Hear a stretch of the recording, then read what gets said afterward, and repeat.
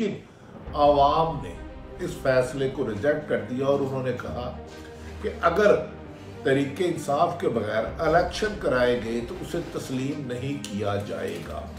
कहा जा रहा है कि एक तरफ पाकिस्तान से बाहर गए हुए मुलज़िम को रिसीव करने के लिए पूरी सरकारी मशीनरी सरगर्म है, वसाइल इस्तेमाल किए जा रहे हैं।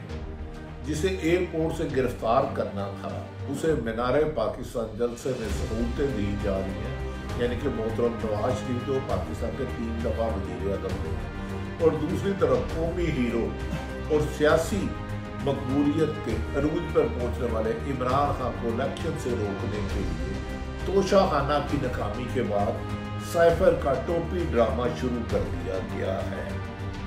नाज़रीन, ये एक ऐसा मुकदमा है जिसका आज तक सर मिला ना ही पैर मिला। वो पता ही नहीं चला कि साइफर कहते क्या है और इमरान खान पर इल्जाम क्या है।